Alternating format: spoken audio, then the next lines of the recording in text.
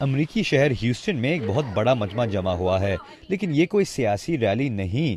یہ سب لوگ young adult super natural romance یعنی نوجوانوں کے لیے طلسماتی اور رومانی ناولز کے شائقین ہیں. ایسی کئی کتابوں کے مصنفین یہاں آج موجود ہیں. سنتھیا ہینڈ ایک ایسی مصنفہ ہیں جن کی ناول کی ہیروئن کلیرا کے پاس خاص میجیکل پاورز ہیں. مجھے یہ بات بہت اچھی لگتی ہے کہ میں پڑھنے والوں کے ساتھ وہی کیریکٹرز اور وہی کہانیاں شیئر کر سکتی ہوں. کورٹنی ایلیسن مولٹون کی ناولز میں تلواروں کی لڑائیاں اور دیگر ایکشن ہوتا ہے جو مردوں میں مقبول ہے. میرا ایک دوست فوج میں ہوتا تھا اور اپنے سب دوستوں کے ساتھ میری کتاب شیئر کرتا تھا. 25 سالہ اگزال ایراہیتا کا کہنا ہے کہ ان کو سپر نیچرل ناولز کا بہت شوق ہے. یہ ناولز تھوڑی دیر کے لیے آپ کو عام زندگی سے دور کر دیتے ہیں اور یہ کون نہیں چاہتا. حال ہی میں ایسی ناولز موویز بھی بنائی گئی ہیں. ان میں سے ٹوائلائٹ سیریز سب سے مقبول ہوئی جس میں بنیادی کردار ویمپائرز کا تھا، اور ان موویز سے بک سٹورز کا بھی فائدہ ہوتا ہے.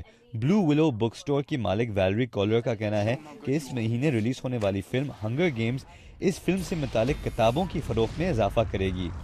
جب ٹوائلائٹ فلم ریلیز ہوئی تو ہم سوچ رہے تھے کہ اس کی کتابیں اب کوئی نہیں پڑھے گا، لیکن فلم کی وجہ سے اس کی کتابیں پہلے سے زیادہ تعداد میں بکنے لگیں.